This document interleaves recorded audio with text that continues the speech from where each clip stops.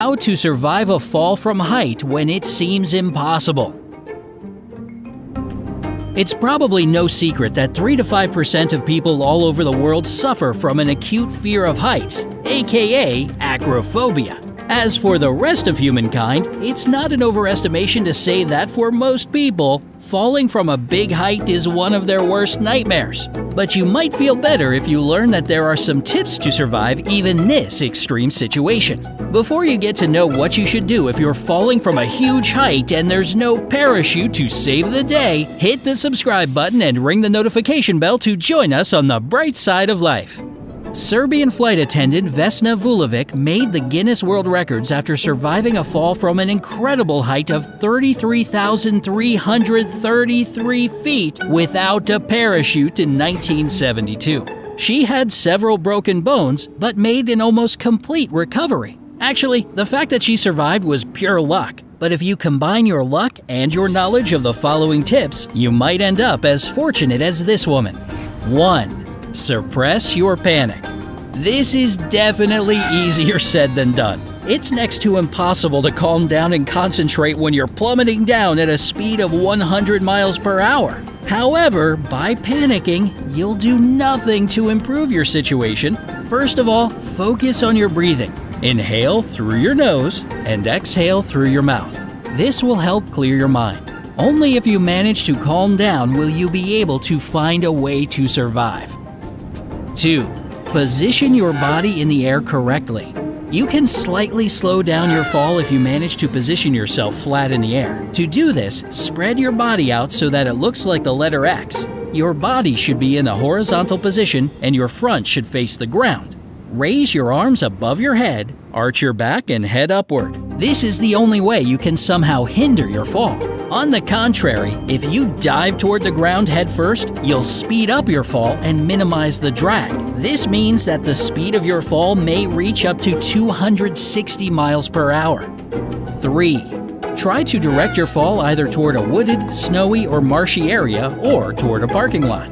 You can slightly alter the direction of your fall. To steer right or left, you need to lower your corresponding elbow and lean to the side to which you want to turn. To move forward, position your arms at your sides and straighten your legs. If you have to move backwards, push your arms forward and bend your knees. If you land in a forest, tree branches will absorb the impact of your fall. They will also considerably slow down your descent. As a result, you won't hit the ground with as much force. Marshy areas and areas covered with snow work in the same way.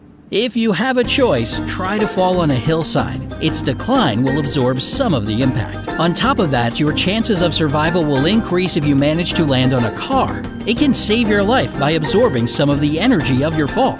The vehicle will deform, but it will make your landing a tiny bit smoother. If none of the things mentioned above are in the vicinity, aim for power lines. It's not the perfect option, of course, but it's still better than falling on the flat ground. Power lines can reduce the impact and absorb most of the energy from your fall. By all means, you should avoid such hard objects as buildings, constructions, flat surfaces, and concrete. 4. What to do if you're going to land in the water. If you realize that your free fall has brought you toward a body of water and that's where you're going to land, immediately rearrange your body. Position yourself vertically and tighten your muscles. You should be falling feet first with your arms pressed tightly to your sides. Keep your feet together. If you're falling head first, hold your body straight and stretch your arms beside your head. This way you'll have more chances of protecting it from a serious injury. At the same time, although water may seem like a perfect alternative to hitting the ground, don't let it fool you. Hitting the surface of the water at high speed will be no better than falling on a sidewalk. 5. Remember the landing stance of a skydiver. If you see that the ground is close, adjust your body in such a way that you'll land on your feet. That's the landing stance of skydivers. Your feet should be pressed to each other. Prepare your knees and hips for a strong impact. At the moment when your feet touch the ground, make sure that your heels point up. The tip of your toes should come into contact with the ground first. It's crucial to land on your feet so that your legs will absorb some of the impact from your landing. Your legs can get seriously injured, but other vital organs won't be harmed that much. 6. Cover your head. The most vulnerable parts of your body are your neck and head. Spinal cord and head injuries are usually life-threatening. That's why when you hit the ground with your feet, try to roll forward. This movement will help you cushion your blow. Cover the back of your head and your neck with your hands and arms. If you also tuck in your chin and bend your neck forward, this will create additional protection for your head. Don't think that this is all empty talk. There's a number of examples proving that people can survive a parachute failure. James Boole, a 31-year-old skydiver from Staffordshire, was filming a stunt in 2009 when something went terribly wrong. He was supposed to land on the side of a snowy mountain. However, owing to a mix-up, he opened his parachute too late. As a result, he fell from a height of 6,000 feet and hit the snow at a speed of 100 miles per hour. Thanks to the snow cushioning his fall, Mr. Boole survived. Both the main and reserve parachutes of Victoria Cilliers, a qualified freefall instructor, failed to open in 2015 when she was skydiving in Wiltshire. She plummeted from a height of 4,000 feet but survived because she landed in a field that had just been plowed. The surface of the field was unusually soft, and this saved Mrs. Cilliers' life. In 2006, Michael Holmes fell from a height of 2 miles after both of his parachutes, the main and the reserve, failed to open. This experienced skydiver from Jersey was lucky to land on a blackberry bush. It saved his life.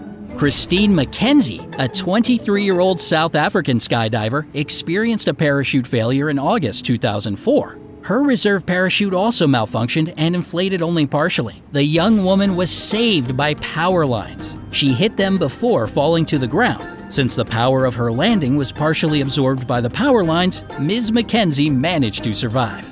Joshua Hansen didn't jump with a parachute. He became the victim of a tragic accident. In January 2007, Mr. Hansen ran out of a hotel elevator, lost his balance, and fell through a window. He plummeted from 200 feet and hit an overhanging roof. After that, he dropped to the ground, but miraculously managed to land on his feet. He had numerous injuries, but lived to tell the tale. Sergeant Nicholas Alchemade, a member of the Royal Air Force, jumped from his plane which caught fire during a battle in 1944. His parachute had been destroyed by the fire, and the man was plummeting toward the ground from a height of 18,000 feet in a free fall. Luckily, his landing was slowed down by deep snow and trees. As a result, the pilot didn't have any serious injuries. Are you terrified of enormous heights? Reveal your fears in the comment section below. Remember to hit the like button, share this video with your friends, and subscribe to the channel to join us on the bright side of life.